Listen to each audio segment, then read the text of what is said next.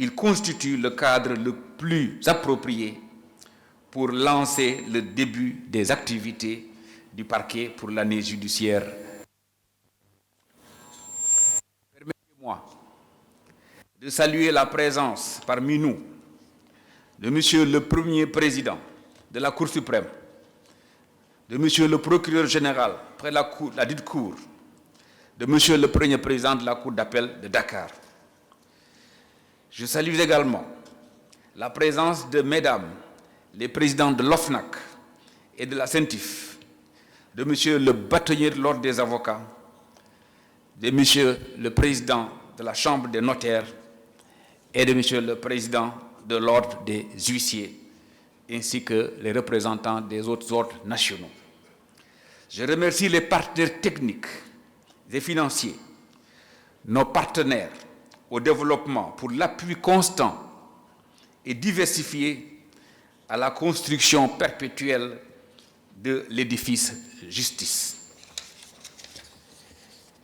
Mesdames, Messieurs, chers procureurs généraux, procureurs de la République et délégués du procureur de la République, qu'il me soit permis à cette occasion de féliciter et d'accueillir les procureurs généraux et les procureurs de la République nouvellement nommés.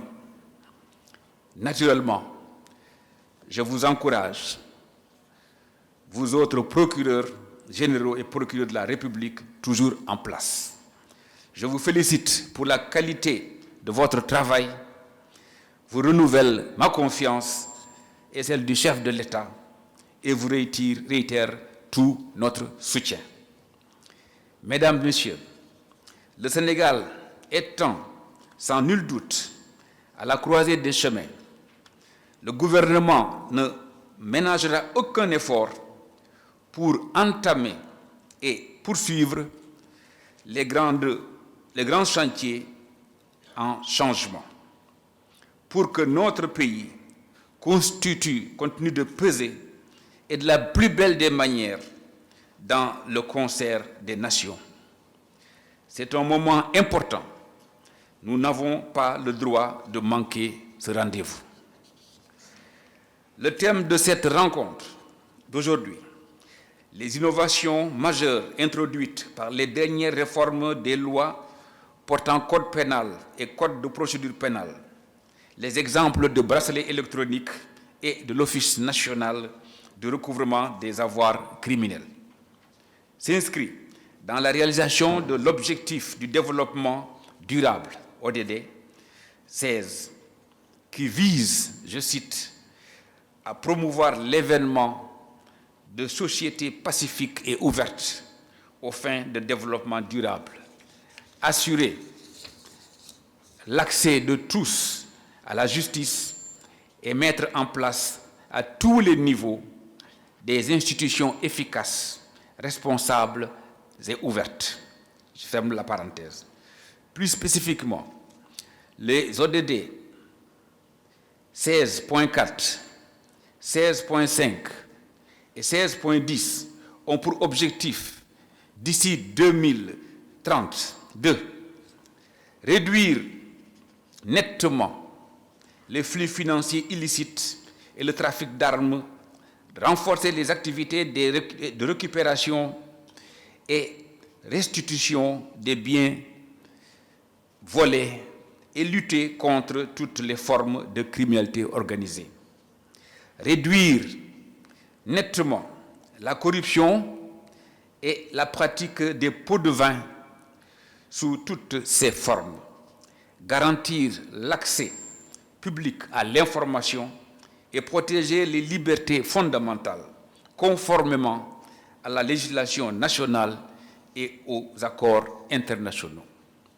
C'est pourquoi notre pays, sous l'impulsion des Nations Unies, à travers les instruments juridiques pertinents, a adapté et adopté un certain nombre de dispositions législatives et réglementaires afin de renforcer la lutte contre le crime organisé.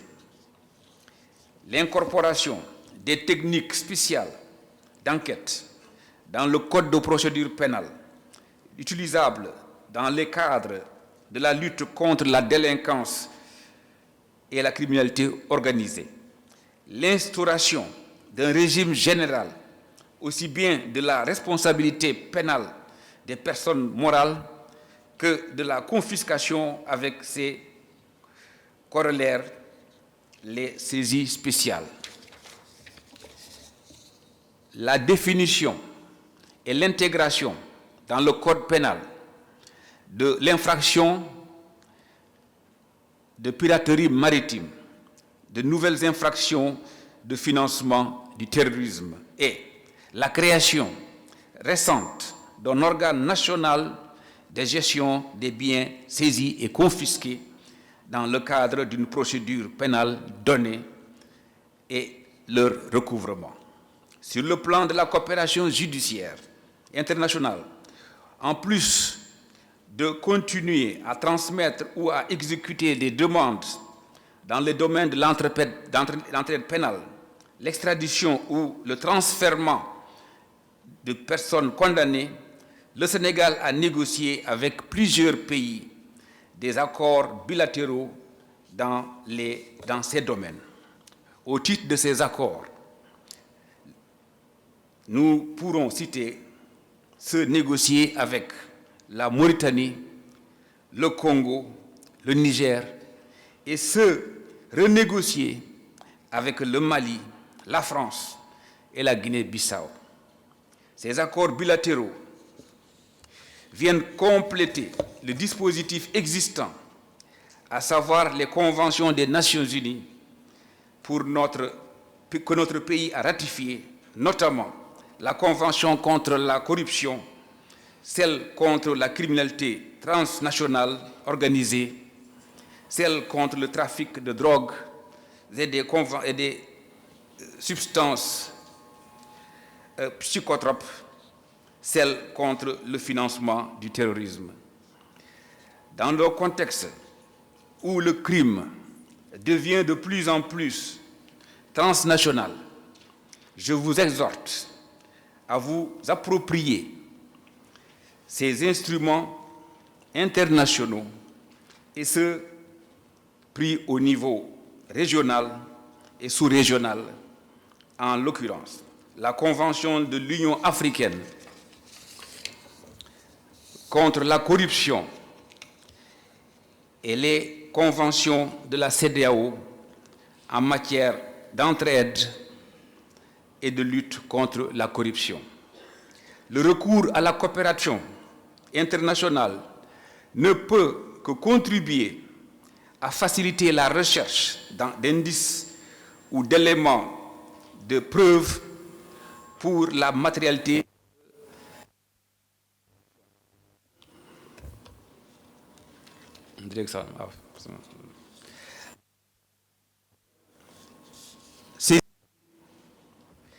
et confiscation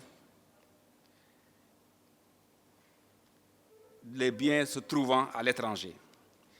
Les demandes d'entraide pénale internationale que vous avez la possibilité d'initier en phase d'enquête ou les commissions rogatoires internationales délivrées par les juges d'instruction que vous pouvez impulser peuvent avoir pour fondement des instruments internationaux. Mesdames et messieurs, c'est un truisme d'affirmer que beaucoup d'actions ont été menées dans le secteur de la justice ces dernières années, le rendant ainsi de plus en plus performant ou au bénéfice du peuple sénégalais. Les réformes concernant aussi bien le système pénitentiaire que le dispositif juridique et instrumental des gestions des biens saisis et confisqués en matière pénale et le recouvrement des avoirs. S'agissant du premier point, les rapports reçus de l'administration pénitentiaire ont relevé tous, sans équivoque, que les prisons étouffent. La quasi-totalité des établissements pénitentiaires ont dépassé leur capacité d'accueil. C'est pourquoi la construction de nouvelles prisons ne constitue pas toujours la meilleure alternative pour juguler ce phénomène. Il nous faut faire preuve d'inventivité, de prospective, par l'adoption d'actions nouvelles et innovantes.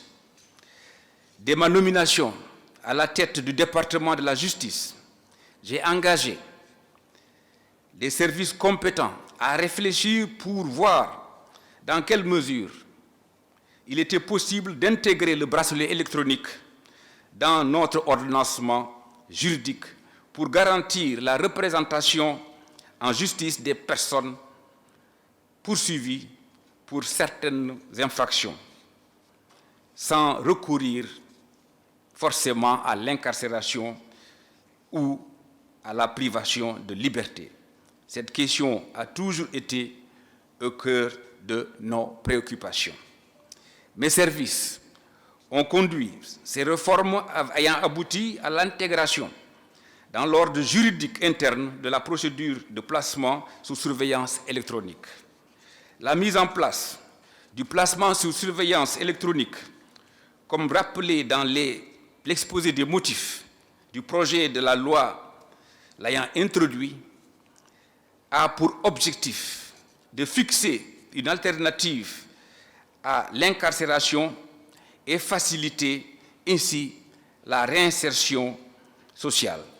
Le PSE utilise la technologie au profit d'une catégorie de citoyens, fussent-ils des présumés coupables ou définitivement condamnés. En plus de la loi, les dispositions réglementaires subséquentes ont été prises et les juridictions pourront très prochainement, après les formations envisagées, dès les premiers trimestres de l'année 2022, faire recours à ce nouveau dispositif. Vous pouvez trouver sur ma détermination, vous pouvez compter sur ma détermination à poursuivre l'effort engagé. Je sais pourquoi pouvoir compter également sur vous dans cet élan. Tout à l'heure, nos échanges porteront sur le bracelet électronique, un des sous-thèmes de la thématique de cette conférence. Je vous engage, messieurs les procureurs et messieurs les procureurs généraux, à partager vos préoccupations pour qu'elles soient, dans la mesure du possible, prises en compte. S'agissant de l'ONRAC, les modifications récentes touchant aussi bien le droit substantiel que le droit procédural ont pour objectif essentiel de développer des approches patrimoniales et la réponse pénale aux nombreux défis de la criminalité organisée, de faciliter et de mieux encadrer la saisie pénale pour garantir l'efficacité de la confiscation et l'optimisation de la gestion des biens saisis ou confisqués. À cette efficience recherchée dans la patrimonialisation de la sanction pénale s'ajoute l'exigence de conformité de notre dispositif national de saisie et de confiscation aux normes édictées par les organisations internationales auxquelles notre pays participe pour le suivi de l'application des instruments internationaux pertinents ratifiés. Ces organisations, pour les nommer, sont l'Office des Nations Unies contre la drogue et le crime, l'ONUDC, le groupe d'action financière GAFI et les organisations régionales de type GAFI, comme le groupe intergouvernemental d'action contre les blanchiments d'argent, GIABA, en Afrique de l'Ouest, et les mécanismes d'évaluation de l'Union africaine dans le cadre de la lutte contre la corruption.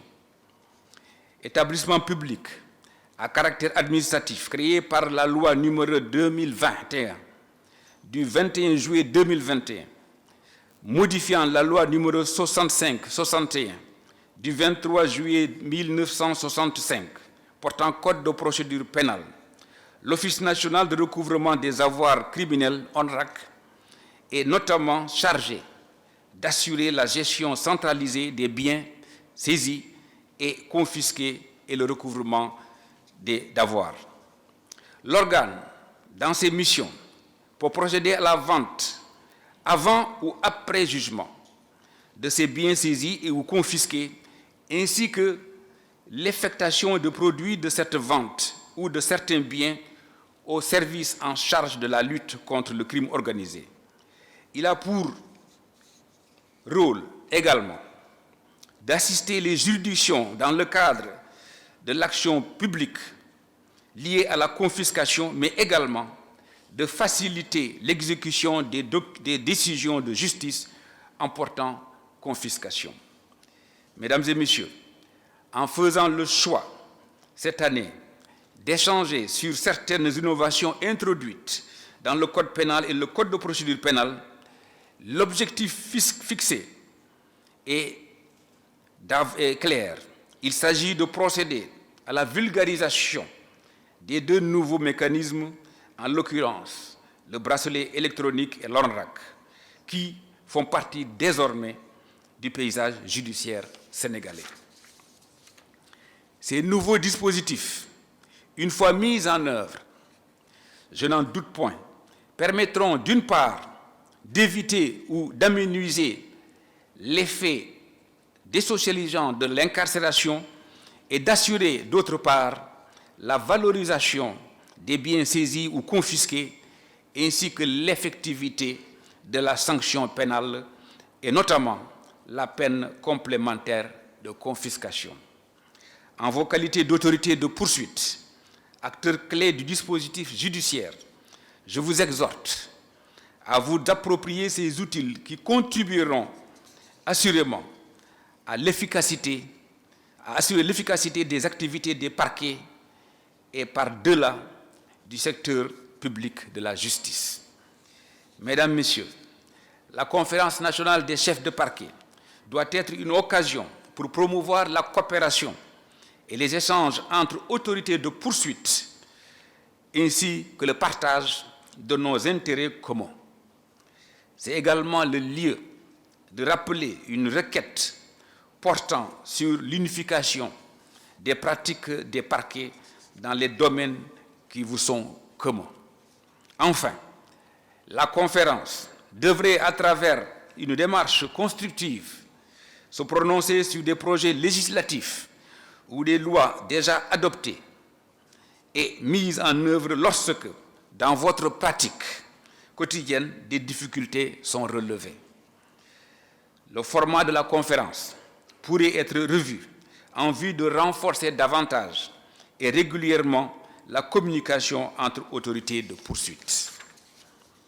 Ainsi, je voudrais, sous la coordination de la DACG, la Direction des affaires criminelles et des grâces, et des procureurs généraux, mettre en place très rapidement des groupes de travail permanents qui devront appuyer la conférence en se penchant notamment sur des thématiques majeures telles que le crime organisé, l'enquête de police, la coopération judiciaire, l'exécution des peines et l'aménagement des peines.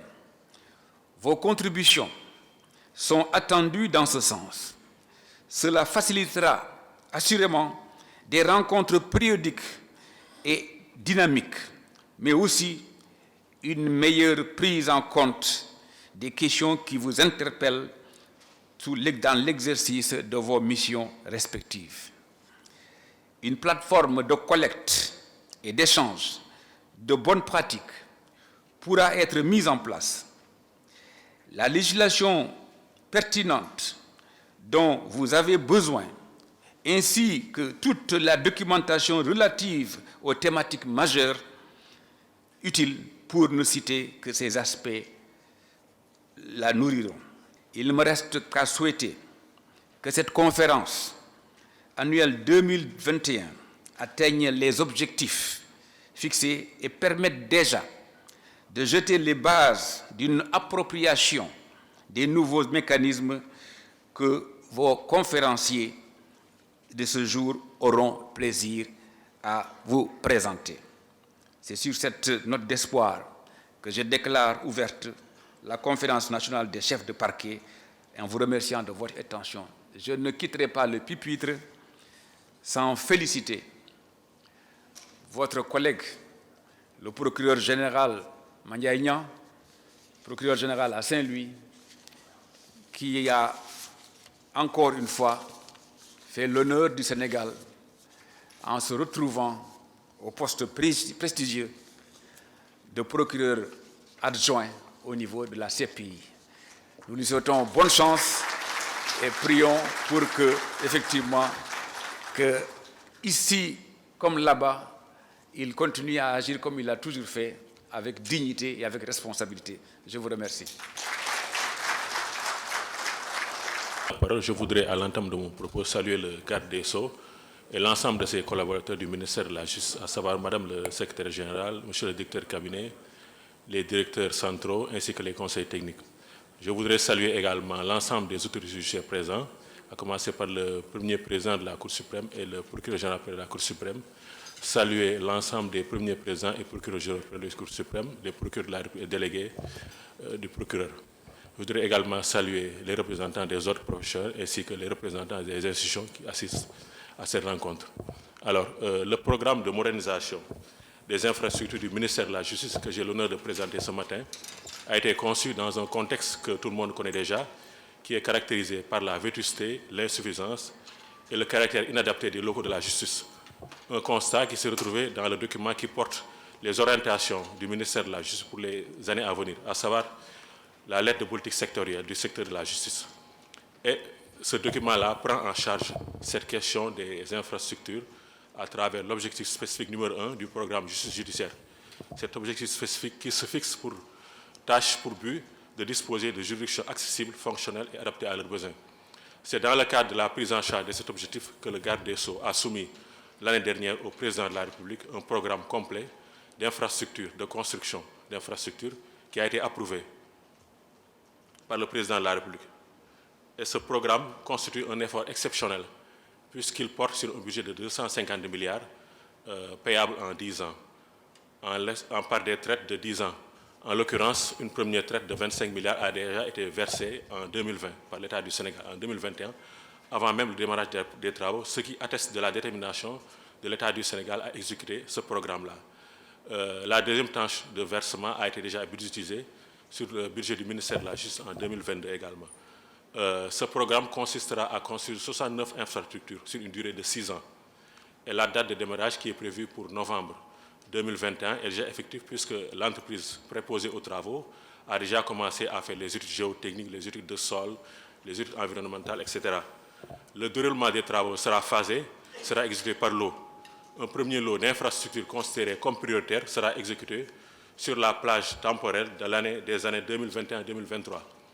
Le deuxième plage temporaire sera considéré par les années 2023-2025 et la troisième phase des travaux sera exécutée sur la période 2024-2027. Concrètement, nous aurons au bout de l'exécution du PMI-MJ 41 tribunaux, des cours d'appel, des tribunaux de grande instance et des tribunaux d'instance, dont 32 auront des logements avec service pour les magistrats du parquet et des magistrats du siège. Il y aura 9 prisons, 12 centres d'accueil pour enfants en conflit avec la loi ou enfants en danger. Il y a également une cité de la justice constituée d'un siège pour la chancellerie, d'un centre national des archives, d'une cour suprême, d'un siège pour la direction de l'éducation surveillée et de la protection sociale et d'un siège pour la DAP. Maintenant, si nous voyons en détail la liste des infrastructures à construire, nous aurons sur la période 2021-2023 les infrastructures considérées comme prioritaires, à savoir le tribunal de grande instance de Pikine-Guédiawaye, le tribunal de grande instance de Rufisque, ainsi que le tribunal d'instance de Rufisque, le palais de justice de Diourbel, qui comprendra aussi bien un TGI qu'un TI, le palais de justice de Fatick, celui de Mbour, celui de Tivaouane, qui comprennent tous des tribunaux de grande instance et des tribunaux d'instance. À Dakar, on aura un siège pour la DSPS.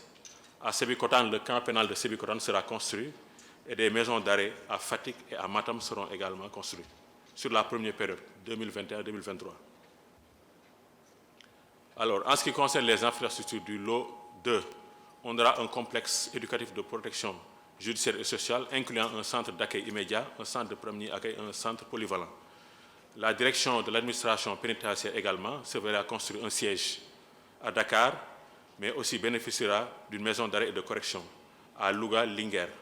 Il y aura également la construction de l'École nationale d'administration pénitentiaire à Dakar.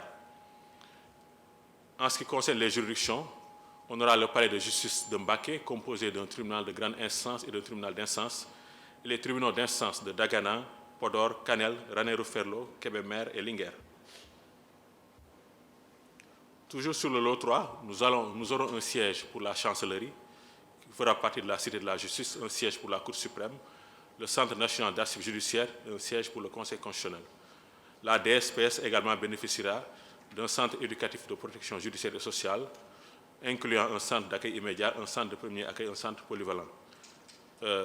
La région de Kédougou également bénéficiera de complexes éducatifs de protection judiciaire et sociale. Au niveau de la DAP, nous aurons une maison d'arrêt et de correction à Ziguinchor, Tambacounda, Kaolack et Vélingara. Voilà. Au niveau du lot 3, l'ensemble des tribunaux d'instance seront construits également. Et au bout de la période de construction, nous aurons la construction de l'ensemble des juridictions manquantes de la carte judiciaire, ainsi que les juridictions qui ont été ajoutées récemment donc, à cette carte judiciaire. Maintenant, je vous présente la façade d'un tribunal de grande instance sur la base d'un plan modèle. Ce sera la façade standard type des tribunaux de grande instance. Vous pouvez admirer ici, dans le croquis. Vous avez également la façade de ce que sera le siège de la DSPS.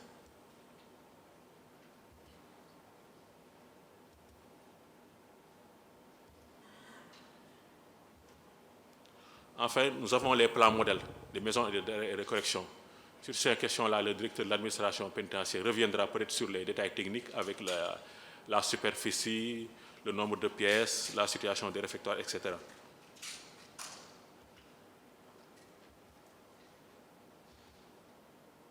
Donc voilà, je vous remercie pour votre attention.